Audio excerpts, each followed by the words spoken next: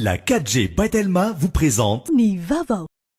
Ny miokany fahombiazana. Arahinao ny fampalalam-baovao miaraka amin'ny Castel, ilay tsirony fahombiazana. Tête aux pieds avec la gamme de protection individuelle Secure Plus. Respectant les normes de sécurité de la personne et adapté aux besoins du quotidien. Arahinao ny fampalalam-baovao miaraka amin'ny Batimax, la qualité au meilleur prix.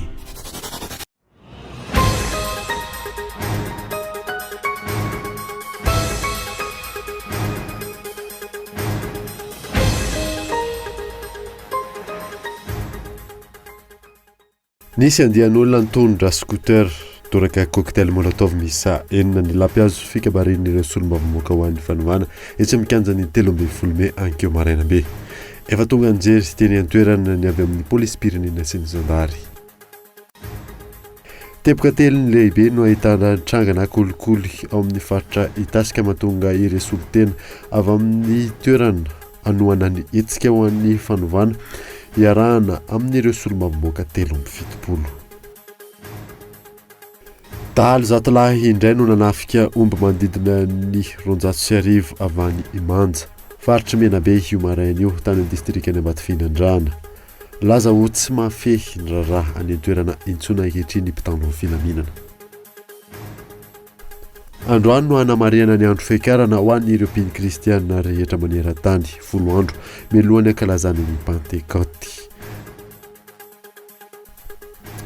Marisaka iraisam-pirenena taoriana nitarika bomba nataony tafika Israeliana tamin'ny tombo miaramila Iraniana tany Syria, laza Iran, fa tsy izy ireo no tomponantoka tamin'ny tifitra nahazo an'ny Golan. Ireo arahanao afaka fotoana fohy.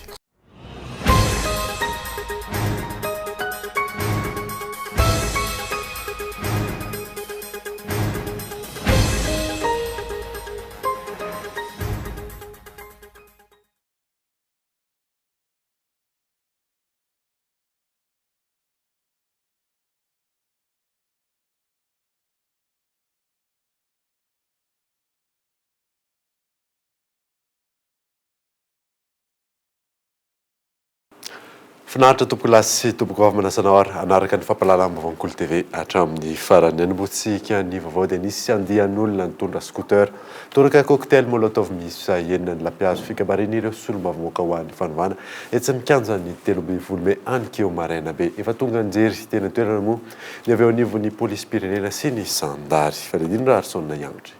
Cocktail molotov misa enina no nitorahana andian'olo tsy fantatra nitondra scooter dia lampiazo fikabarian'ireo solombavambahoaka ao amin'ny fanovana etsy amin'ny kanjany 13 Mey ankeo maraina be tokony tamin'iray ora tany ho any. Tsy nisy ny ainana fohy na olona naratra vokatry ty fitorahana cocktail molotov ny lampiazo ity.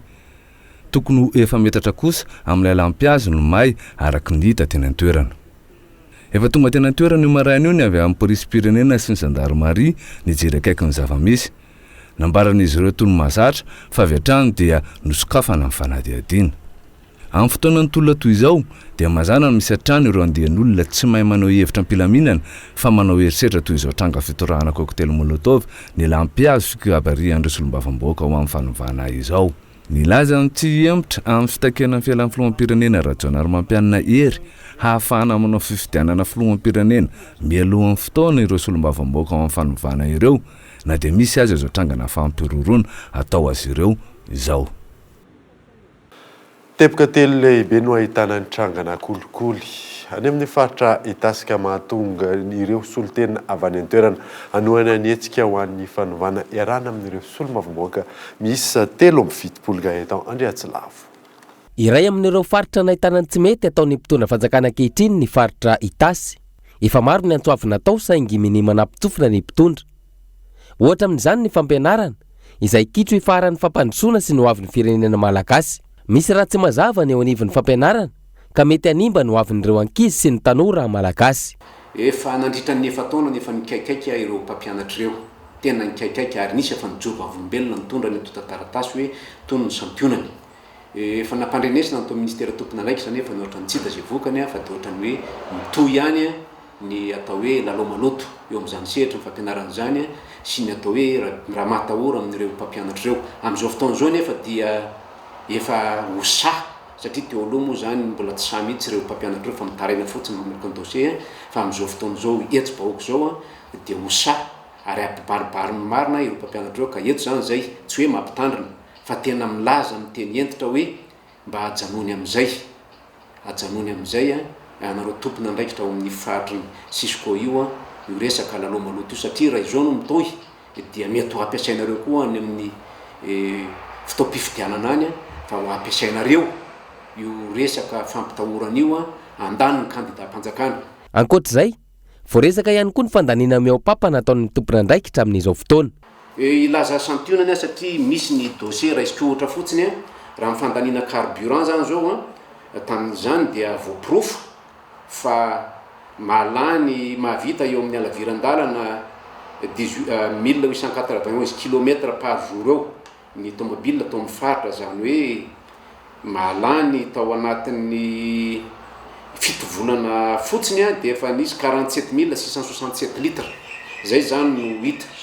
Raha jerena ihany koa ny atao hoe fanamboarana ny trano talohan'ny alany tena tao dia efa vita ny réhabilitation ny trano nefa namoahana vola misy proof daholo moa zany ohatran'izany koa ny tomobile zay ampanina tsy metsika nefa nisy ny vola be lany sampionan'ireo azo aseho antsika moa ty apetraka amintsika ty ary eto zay dia mangataka ny fitsarana mba hojerena akaiky io za moa efa nisy nandefasako tany amin'ny Bianco ihany mba jerena ny asan'ny Bianco efa vita fa ny eo amin'ny fitsarana hoe nahoana ilay olona sy ilay olona praipetsapetsa taminy ireo samy malama zany ny mbola miriorio any na izy tena tompony ny atao hoe mikotrika ny atao hoe fanodonana na ireo olona zay niara-ny asa taminy dia samy tsy nisy ny sazy raha mifahitana azy fa mandehandeha ihany dia mba manaitra ny fitsarana hoe mba jerena akaiky fa ho avy ny fotoana tsy maintsy hijerevana akaiky an'io satria volam-bahoaka no lany volam-bahoaka ary aozy hoe misy proof daholo. Ireo rehetra ireo no antony mahatonga ny any an-toerana anao antoavy amin'ny tompona andraikitra ary nahatonga azy ireo anohana ny tolona ho an'ny fanovana amin'izao fotoana. Raha ny tranga tahaka izao no mitohy, inona no ho an'ny vahoaka madinika any aoriana? Ka noho izany dia mafisiny etoana fa dia manoana tanteraka ny hetsika n'ireo député 370 mianadahy ny amin'ny faritry ny tasy indrindrindrindra ozy no malagasy miara-miainga amin'ireny hetsika ireny tsy ho tenenina ntsony angamba. Inona moa ny antony anoanana azy? Ny vahoaka ny tasy dia tia sarisarina teny obolana moa zany tena azahoana azy. Mamelana reo raha ndray an'le obolana zay fantatry ny rehetra angamba zay tena mampiasa obolana indrindra tsika amin'ny faritry tasy misy fitenenana hoe litakely milaloha karo izy ny milaloha fotsiny ny an'ny litakely fa ny kary andra fotsy be. Inona moa ny tiana ho ambara? Litakely zany lay mpitondra amin'izao fotoana izao, ny kary lay fahefana nomena azy ary raha fotsy be ilay vahoaka nome amin'ny fahefana.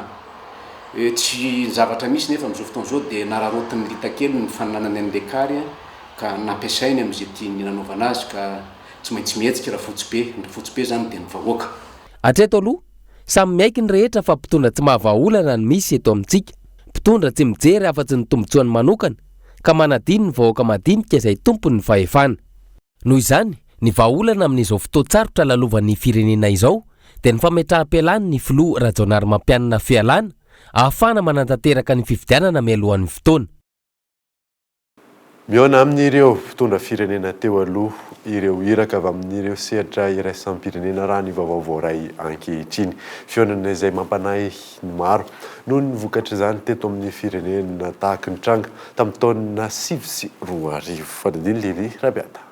Nanomboka omaly fantatra fa miezaka manantona ary miaona amin'ireo filoham-pirenena teo aloha ireo iraka avy amin'ny sehatra iraisam-pirenena samihafa hitadiavana vahaolana eto amin'ny firenena.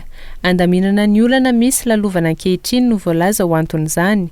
Raha ny hita nefa ny vahoaka malagasy eto Antananarivo sy ny any amin'ny faritra rehetra izay lalovan'ireo solombavam-bahoaka no ahitana ny fitakiana ny fialan'ny filohan'ny pirenena ankehitriny. Tsy tokony hijanona amin'ireo mpitondra firenena teo aloha ireo ihany araka izany ny fitadiavana vahaolana. Mpitondra izay fantatra ihany koa fa misy mijery izay ho tombotsoa manokana amin'izao raharaha izao. Tranga efa hita nandritry ny Krista amin'ny taona 2024 ny fampiaonana ireo mpitondra teo aloha ireo ary izao tonga amin'ny olana ankehitriny izao araka ny efa nolazain'ny solombavam-bahoaka, ny olon-tsotra, ny mpanao politika sy ny mpanara-baovao samihafa. Tsy antenaina amin'ny olana misy ankehitriny ihany koa ireo fiaonana ireo raha ny voalaza trany. Andrasana ny vaovao mikasika ity raharaha ity. Naneho hevitra mahakasika ny fahatongavan'ireo iraka iraisam-pirenena tonga eto Madagasikara ihany koa ny CCS sampana Antananarivo omaly. Tsy hitondra na inona ovaolana eto amin'ny tany sy ny firenena ny fahatongavan'ireo vahiny ireo raha ny fanazavan'izy ireo. Fanadiny Lili Rabiadatra. Nandefa taratasy misokatra ho an'ny vondrona iraisam-pirenena ny sindika ny mpampianatra pikaroka sy ny pikaroka mpampianatra amin'izao fahatongavan'izy ireo eto Madagasikara izao. Efa hitantaratra tamin'ny fahatongavan'ireo vahiny ireo hoy ny CCS Antananarivo ny fanoherana ataon'ny vahoaka malagasy izany. Tokony ametra-panontaniana ny amin'ny ho anton'izany ireo vahiny ireo ho hiatran'ilay taratasy misokatra. Maninona ny tsy misy mihitsy ny famarinan-toerana politika eto Madagasikara, maninona ny mailo sy mihoatra amin'ny fanelanelànan'ireo vahiny ny malagasy. Tokony ataon'ireo mpanelanelana vahiny-ireo an-tsaina hatrany hoy ny CCS Antananarivo, fa raha mbola mpanao politika tsy mihevitra afa-tsy ny anankarena aingana amin'ny fomba tsy ara-dalàna rehetra no mitondra ny firenena. Raha mbola misy ny famerana ny kandidaty sy hilatsaka ho fidin'ny vahoaka, raha mbola voahitsaka sy zava-poana hatrany ny fahalalana maneho hevitra, ny fahalalana ny asa fanaovan-gazety, raha mbola manohy mamono ny vahoaka malagasy ny mpitandro filaminana fa tsy miaro ny vahoaka sy ny fananany araka izay voalaza, raha mbola miaina anaty tsy fandriampahalemana lalina ny vahoaka, raha mbola tsy misy ny fampiarana lalàna dia tsy maintsy hidina an-dalambe ny vahoaka malagasy na dia fantatra amin'ny faharetany aza. Midina eny amin'ny kianjan'ny 13 hatrany ny vahoaka malagasy ary manao izay analana ny fitondrana tsy mahafehy ireo olona ireo, na mahafaly na tsy mahafaly ny fianakaviam-be iraisam-pirenena. Very tanteraka ny maharadalàna ny fitondrana iray na lalim-bahoaka aza rehefa hita fa nandaka ny foto-kevitra demokratika ho hiatrany ny CCS Antananarivo. Mandainga ny mpitantana ny orinasa jirama sy ny mpitondra ny firenena ho ny solotena sindika ny mpiasan'ny jirama tamin'ny ity androany ity. Ankoatr'izay tsy ekena intsony ny tsindry sy ny raha matahora ataon'ireo tompona ndraikitra sy ireo mpitondra fanjakana amin'izao fotoana izao fanampanazavana. Tsy misy ny faneriterena atao mitovy ny mpiasa, tsy misy ny arakaraka, tsisy an'izao nefany io fa zavatra hafa no mitranga. Voray omaly naterin'ny huissier de justice teny an-trano ny fangataham-panazavana hoe fa taiza ianao na ninona ianao no nanidisitany orinasa jirama. Mandainga ny mpitantana ny orinasa jirama ary mandainga zany ny mpitondra firenena. Tiana ho amafisiny eto fa lainga daholo ny tenenireny ary zahay koa tsy nanidy velively ny orinasa tena 67 hectare na tany Tsahavola fa ny fampiresaka tamin'ny mpiasa zahay ary tonga teny zareo fa ny mpiasa nanaraka anay 100% ka tsy niasa tao amin'le toeram-piasana ny mpiasa. Ary aza dino fa 67 hectare na Tsahavola eny tetezinay efa tany Akadifotsy zay, efa tany Analamahitsy zay, efa tany Mahavoky zay fa zay lalovanay dia mikatona ny mpiasa. Misy koa fanambarana nataon'ny Inga Kristoro Ndray Mihaja, Flou national ny syndicat ny mpiasa eto Madagasikara na syndicat ny mpiasa mpandainga angamba koa izy ity satria tena mandainga. Io ny pirofo ry mpiara-miasa lazainy fa hoe en position de congé mpitarika grève ny ao anatin'le demexa dia hoe fa taiza ianao nanomboka tamin'ny Rome hatramin'izao abandon de poste. Manana pirofo zany tsika fa mpandainga na ny mpitarika syndicat na ny mpitantana ny orinasa apetraka ny fitondram-panjakana eto anivon'ity orinasa jirama ity. Ka hoy zahay amin'ny mpiasa hoe mandraisa fanapahan-kevitra fa tokony anaraka ny titolona ny fanovana ity sika. Lafy vaovao hafa kosa indray dia nanimba fototra-afitrasa maro ary naratrana olona ihany koa ny fanapoahana vato nataona orinasa iray eny Ambody Akondro, Ambohijanaka, mitebiteby vokatra zany ireo mponina eny an-toerana ary manao antsoavy mba hijery akaiky ny zava-misy amin'izany Gaetan Andriatsilavo. Efa ela no niasa teto amin'ny fokontany Ambody Akondro sy ny manodidina ny orinasa iray mpitrandraka vato. Omaly nefa raha ny fanadihadiana natao teny an-toerana niova tsy toy ny mahazatra ny zava-nitranga. Trano maromaro no nahitana fahasimbahana vokatry ny fipoahana. Avy any izy dia nitotona anaketo dia kiapoka ery.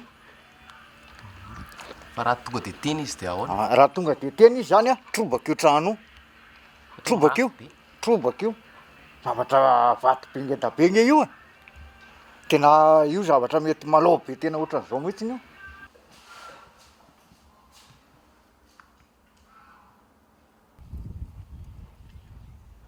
Tsy ny trano fonenana ihany, nahitana fahavoazana ihany koa ny mponina teny an-toerana. ohatra amin'izany ity zazavavy kely ity izay voan'ny vato ny tongony. Na de nitotona teto dia nitambikina izy dia teto teto ambaravarana teto izy mipetraka. Io vato be io. Io vato be io hitan'ny olona teo hitan'ilay gendarme siany ireny nanao anona teto io maly mijery azy. Efa nisy anefa ny fampilazana mialoha ary efa niala ny toerana ireo mponina manodidina saingy fahavoazana tahaka izao no hita. Maly hafa mihitsy ny fanodinana vato tena alasambo ohatrany ambombony tiongazy reny nanapoka ambombony izy maly ambony torana fa amin'io vato be an'io ohatrany tevana be ray manontolo raha ery ambombony ery zao no mijery anazy sy makatahotra hoe zao ve ny ainany tatsaha ity sanandro sanandro zany hoe rehefa mba maromaro ngamba le tanàna eto mety avelany.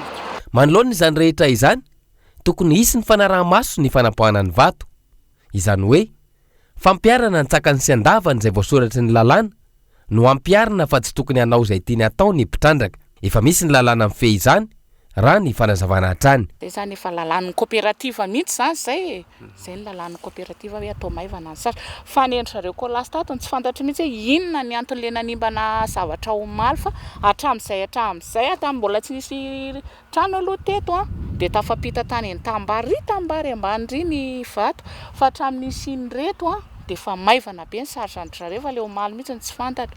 Tsy mbola nahazoana fanazavana mahakasika izany ny teo anivon'ny orinasa saingy raha ny fantatra nisabotsy ho avy izao izy ireo no ampivorin'ny mponina ary an'olotra sosikevitra sy fanonerana ho an'ireo izay voany ny fahasimbana. Tontolon'ny fandriam-pahalemana kosa indray dahalo zatolahy indray no nanafika omby manodidina ny 210 avy any Imanja faritry Menabe io maraina io tany amin'ny distrikana Ambatofinandrana laza ho tsy mahafeny raharaha any antoerana intsony ankehitriny ireo mpitandron'ny filaminana mitohy hatrany araka izany ny fanafinana amin'io distrika io raha ny voalazan'ny fampitam-baovao fanampanazavana. Tahatra ny asandalo ary farana amin'ny raha latsaka avokoa zany raha ny tamin'ny talasa teo ny resatsika fotsiny dia nisy ny olona valo nidorana tao an-trano tao amin'ny fokotany ray teo Ambohitsaony ao anatin'ny komina Ambatofinandrana tamin'ity alakamisy andro masina ho an'ny kristianina kamaroany ity dia tamin'ny maraina teo indray dia omby 570 isy no nitapahany dahalo omby nampandrato izy io niala tany Imanja dia ho amidy any Atsirabe. Efa nanontaniana moa ny mpitandro filaminana dia laza fa tsy vitan'izy ireo intsony ny manohatra ny asandalo amin'izao fotoana izao ary dia manao antsoavo ny fokon'olona rehetra mba Ambofinandrana mba hijeren'ny fanjakana mandeha fafin'ny helikoptera mihitsy fa raha izao no mitohy ny omby efa tsisy ho alaina intsony entina hiasa ihany koa ny vahoaka ho fatifaty fahatany ateto aloha zany dia mbola mandry lavoloha ary azo lazaina hoe zao ny roso tanteraka Ambatofinandrana. Fotoanany dokavarotra indray eto amin'ny fampalalam-baovaon'ny Kolo TV rehefa aveo nahitatsika ny mahakasika ny fankalazana ny Ascension tamin'ity androany ity eo ihany koa ny lozam-pifamoivoizana teny amin'ny lalam-pirenena faha-efatra rehefa aveo ary. Mankalaza ny fahadimy taona ny Kolo TV sy ny Kolo FM fanomezana be dia be miandranao amin'ity fetin'ireny ity milalao fa miaraka aminay ary mahazo loka marobe ho anneny entana mitetina 10 000 ariary ao amin'ny Batimax bouquet Blue Line décodeur à 6 mois d'abonnement canapé main atolotra Luxor pack évasion maman amin'ny Regina's Beauty appareil électroménager atolotra Akourdig fer à lisser avy amin'ny Fity Boutique bon d'achat marobe avy amin'ny Shoprite tsotra ny fandraisana anjara dieny zao maka selfie any amin'ireo toerana voatondro misy ny sary famantarana ny fahadimy taonan'ny Kolo TV hitanao eny amin'ny Akourdig Shoprite tana Waterfront Shoprite La City Shoprite Talatamaty mandefasa commentaire ao amin'ny pejin'ny Kolo TV ary atao photo de profil anao ilay selfie ny fisarina dia ataon'izy ma 20 May ao amin'ny fandarana Sokol tolory ny fanomezana tsara indrindrina eny miaraka amin'ny Kolo TV FM.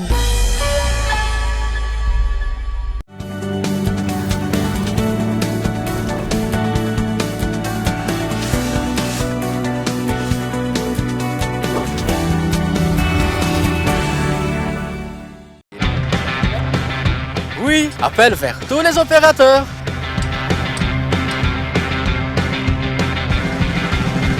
Oui, appel à l'international inclus. Oui, Mes SMS, je ne les compte plus.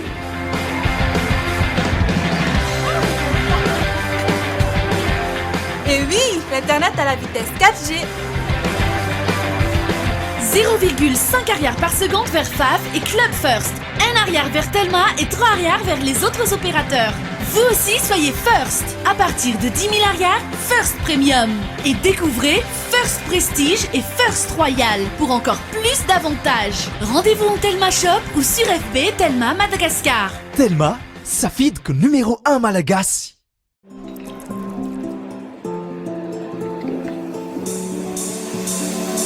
Ny olona mahomby eo amin'ny fiainana dia ireo izay tia milavolefona manoloana ny ady. Olona mahay mitrandraka ny fahombiazana eo amin'izay sehatra misy azy. Tsy miaohatra, tsy misalasala, fa mandray an-tanana no aviny. Tsy ambaratelon'ireo karazan'olon'ireo ny migioka ny fahombiazana miaraka amin'ny Castel. Castel, ilay tsiro ny fahombiazana. Efa azonao tsy fahina amin'ny endriny 5 centilitatra. Pour ton charme et ta distinction, pour la sécurité et la durabilité que tu offres, je te choisis Tilcor. Retrouvez la tuile en acier traité revêtue de pierres naturelles de Tilcor. Résistant au climat tropical, au vent violent pour une garantie anti-corrosion de 25 ans. Tilcor, un véritable atout esthétique pour votre habitat. Différents coloris disponibles en magasin. Batimax, la qualité au meilleur prix.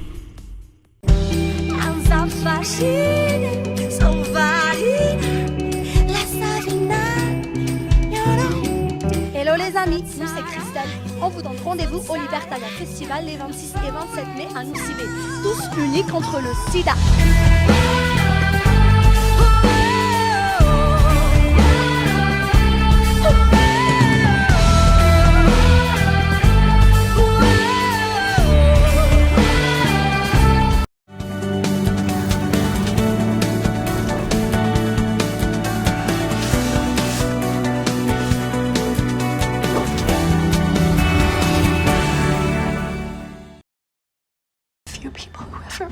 Actually seemed to see me. It's a beautiful character. And I've been living in her shadow for 15 years. You used me.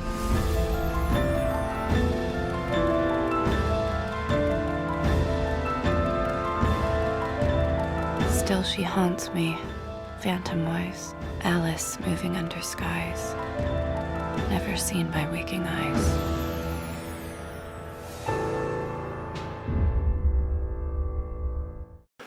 Araka zany About Alice izy indray no film arahanao anio amin'ny forola latsaka fefany eto amin'ny Kolo TV. Laloizantsika ny vaovao dia androany no anamarina ny andro fiakarana ho an'ireo mpino kristiana rehetra maneran-tany 10 andro mialohany ankalazana ny Pentecote, andro ny akaran'i Jesosy Kristy velona tany an-danitra rehefa avy nandresy ny fahafatesana. Lili Rabiata. Ascension ny andro fiakarana, androano anamarian'izany ho ny fiangonana kristiana maneran-tany. Amin'ny mahafety kristiana ny andro io, feno hipoka ny fiangonana no lanovana.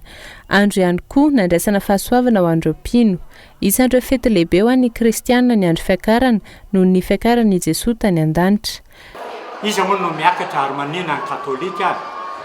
Ny Jesosy rehefa nitsangako velona dia misy 70 andro anehoanan'izay ka ny 70 andro taorianam-paka no antsoina hoe Ascension fiakarana. Izy Jesosy niakatra any an-danitra. Io dia fanomeza hasina sy voninahitra n'Andriamanitra ray tamin'ny alalan'i Jesosy Kristy zanany. Indrindra antsika olombelona izay nanehoan'i Jesosy Kristy ny adidy aman'andraikitra amin'ny mahatompo sy mpamonjy azy. Ka mahatompo sy mpamonjy azy dia nanambara, nampianatra, nanoro. Ohatra fotsiny hoe manana mofo ve anareo eto kely aty hanamarinana olombelona tsangako velona dia ilay Andriamanitra tonga olombelona Jesosy Kristy zanany nampianatra sy nanoran'izany izy tenany ka dia aingana isika hitombo finoana eo ampibanjenan'i Jesosy maty tsangako velona ary velona mandrakizay tena zao androandroany izao ka tsy rehefa amin'ny tany zay moa natao ascension miakatra ambony ka ny ambony ny banjinina. Aoriny Ascension ny Pentecôte indray no fety manaraka marina ho an'ny fiangonana. Ny Pentecôte dia efa 50 andro taoriana tsanganan'i Jesosy Kristy velona ka ny 40 andro ny Ascension ary ny Pentecôte 50 andro hoe tsy avelako kamboty anareo fa aniraka ny fanahy masina meko anareo ny herin'ny fanahin'Andriamanitra ijoroana vavolombelona ajitika lesena ny sotra ijorotsika vavolombelona ka io Pentecôte io afaka filonandro dia kalaza izany isika androany dia amin'ny telo ambin'ny folo amin'ny faharoapolo volana may zany amin'ny taona ity no kalazana teo Pentecôte anehoana an'ilay hoe Jesosy manome antsika ny fanahiny masina ijoroana vavolombelona ny fitiavany ny famorambony ary ny fiadanany. Eo anelanela ny 17 ny volana Aprily hatramin'ny 17 ny volana Jona no ankalazana ny fiakaran'ny tompo any an-danitra isa-taona araka ny calendrier grégoriana. Ny 20 ny volana May izao no ankalazana ny fetin'ny Pentecôte. Tontolo ny finoana izay hatrany dia antony fanao isa-taona rehefa ny fankalazana ny Ascension tahaka izao. Miavaka ny fankalazana ho an'ny distrikana Tsimondrano. Nyroso tamin'ny andiany fa 70 amin'ny fifaninanana ho an'ny tanora ny fiangonana. Fandininga eto Andriatsilavo. Teto amin'ity vohitra ity no ny famotoana ireo tanora sy kristianina katolika ato Tsimondrano. Fahatsiarovana ny fiakaran'ny tompo any an-danitra na Ascension.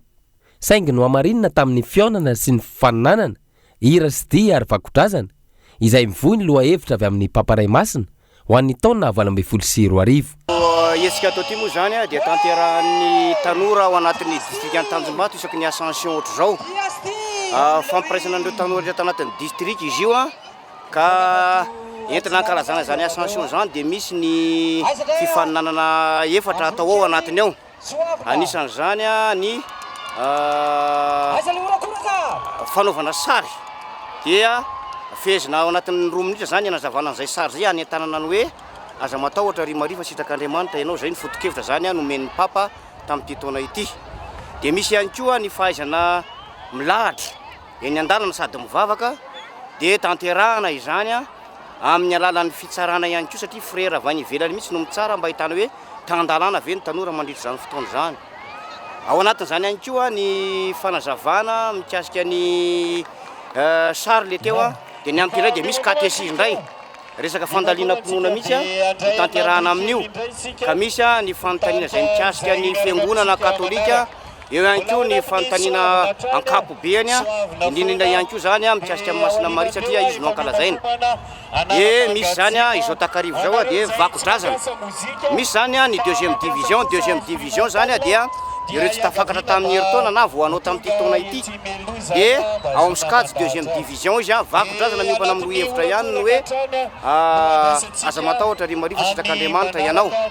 Ary misy an'ireo ao anatin'ny première division efa tafakatra tamin'ny herintaona izy zany dia manao première division efa avoavo leta tokoa ny fahaizany mampitankira mikasika izay afatra ny papa izay dia tsaritsika zao misy ny kopy ondro moa ao anatin'izany misy ny kopy ihany koa tsotra dia misy ihany koa zany ny atao hoe mari-pakasitrahana avy amin'ny district zany amin'ny ankapobeny zany dia hoe etsika fampiraisana ny tanora amin'ny alalan'ny vavaka zany ity fotoana ity.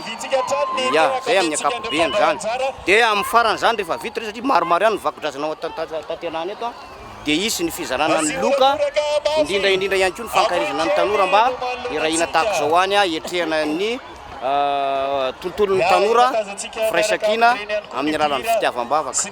Zay zany amin'ny ankapobeny isaky ny Ascension zao ny anaovana ihany izy ity zany eto amin'ny district Tanjombato ary fa 70 taona nankolazaina amin'ity. Andiany fa 70 araka izany ny tena atao teto ity. Ny fizarana fahasoavana ary ny fitoriana ny tenin'Andriamanitra amin'ny alalan'ny kanto sy ny fialamboly no tanjona. Eo ihany koa ny hoe voantso iray fahamasinana isika rehetra izay efa voavonjen'Andriamanitra tamin'ny alalan'ny fanomezany ny zanan'ilay tokana ho famonjenantsika. Vaovao resaky ny toetry ny andro kosa indray dia itoy hatrany fibadibadian'ny andro hatramin'ny volana Jona. Raha ny fanazavana azo teny amin'ny sampana mpamantatry ny toetry ny andro. Mbola ao anatin'ny intersaison ny eto Madagasikara amin'izao fotoana izao Michel Ranaro zao. manomboka maka ny volotany ririnina ny eto Madagasikara amin'izao fotoana izao. Tsy mbola tafiditra ao anatin'ny vanim-potoana ny ririnina nefa raha ny fanazavana azo teny amin'ny sampana mpamantatra ny toetry ny andro na efa manomboka mangatsiaka aza ny maraina sy ny hariva. Mbola ao anatin'ny intersaison mampisaraka ny fahavaratra sy ny ririnina ary toy hatrany ny fiakaran'ny maripana. Ririnina aloha zany amin'ny ankapobeny raha ny fizaran'ny taona misy ny tena ririnina aloha zany dia manomboka eo amin'ny inty izy teo juin juillet août zay zany dia any volana juillet any zany no tena juin juillet any zany ny aty ririnina. Ato anatin'ny volana mai tsika zao mbola ao anatin'ilay azo lazaina hoe fiampitana makany amin'ny tena ririnina, zany hoe le faritana hoe intersaison mbola ao anatin'ny fararano zany tsika zao amin'izao fotoana zao. Arak'izany any amin'ny volana jona vao tena hianoka tanteraka ny volon'andro ririnina ary atanjaka ny anticyclone hitondra rivotra mangatsiaka. Zay le mbola fiampitana makany amin'ny ririnina. Io andro io zany mahatonga azy hoe mafana na mangatsiaka tampoka dia mivokatra ilay fisehoan'ilay anticyclone rivotra mitsoka maketo amintsika. Dia rehefa matanjaka rehefa misy zay rivotra zay dia mangatsiaka. Fa tena tafiditra any amin'ny volana ririnina tsika, any amin'ny vanim-potoana ririnina tsika dia tsy mivadibadika intsony. Any amin'ny juin juillet août dia tsy mivadika intsony fa mandeha amin'izay hoe matanjaka be foana amin'izay le anticyclone mitondra rivotra mangatsiaka dia mangatsiaka foana amin'izay tsika. Raha tsy ahivina eo amin'ny 3 volana eo ny faharetany ririnina ny volana jona, jolay ary aogositra. Raha ny vinavina kosa manoloana ny fiatraikan'ny fiovaovan'ny toetry ny andro tsy ambony ny tanjaky ny atsika amin'ity ririnina ho avy ity. Mahakasika ilay lozam-pifamoivozana kosa indray dia 5 no maty maherana 30 no naratra vokatry ny lozam-pifamoivozana ny talata ifoa alarobia teo taksiborosy iray niainga teto Antananarivo. Ny azo ny ambanja moa ny tratran'izay lozam-pifamoivozana izay nitazomin'ny mpitandro ny filaminana koa amin'izao fotoana izao ny mpamiliny ilay fiara. Alohan'ny hiditra ny andriba le izy tapaka ny tiona rivotra n'le fiara. Le taxi le karandalina zany fiantson'ny fahaizan'ny maro anazy karandalina dia tapaka le izy, tapaka le tiona rivotra dia tonga dia ripy tany amin'ny zay zany nanaovan'le chauffeur anazy hoe na tonga dia nalatsany ny ilan'le fiara dia tonga dia nidoboka be potika ny côté droite le fiara dia be dia be ny maratra zany be dia be total ny mpandeha 77. Talata tokony ho tamin'ny 12 ora alina teo no nitrangan'io lozam-pifamoivoizana io. Vokany 5 no maty teo eo araka ny antotanisa teny amin'ny HGRA, mahery ny 30 kosa no naratra. Isan'izany ity ankizy lahy iray ity.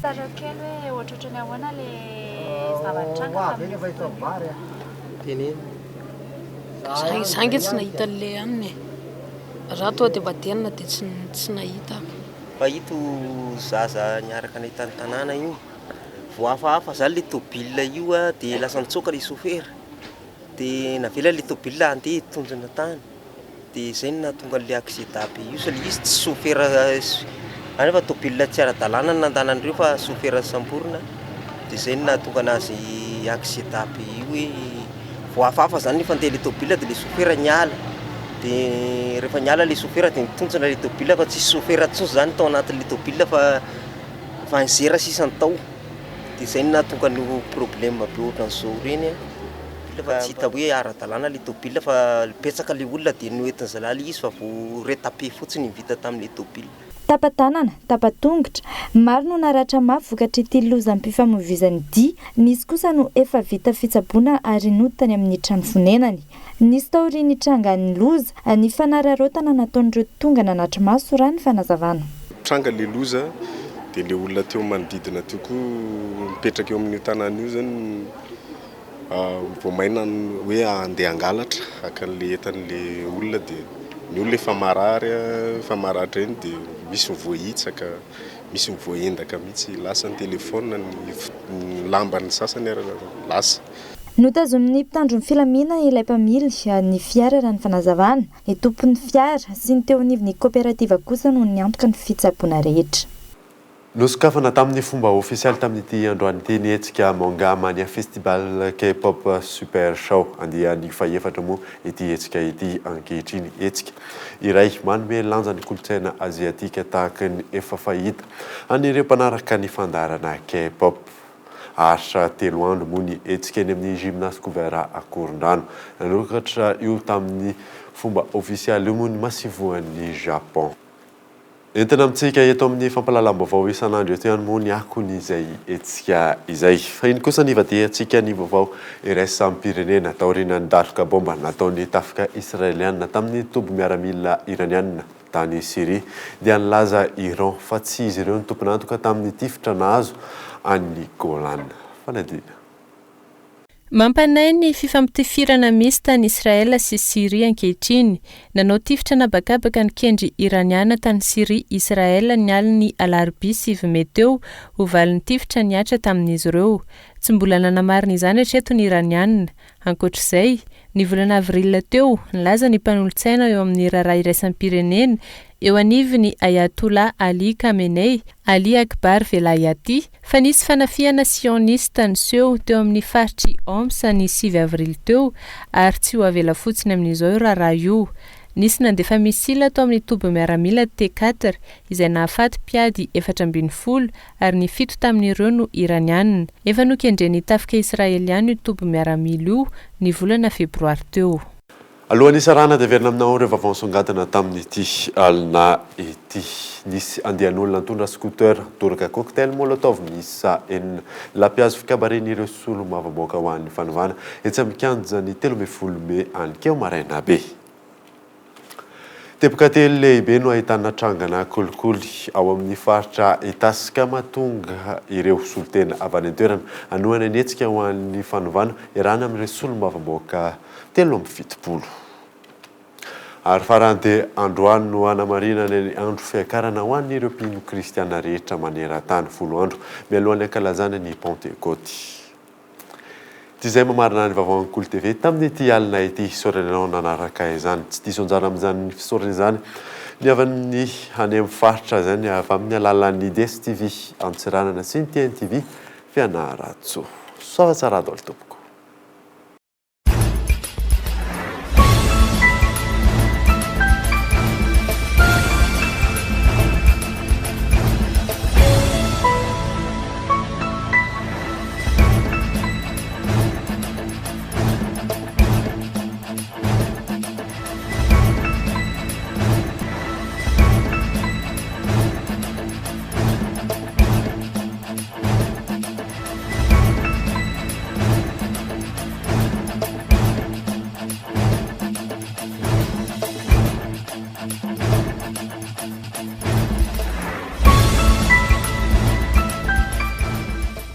Au pied avec la gamme de protection individuelle Secure Plus.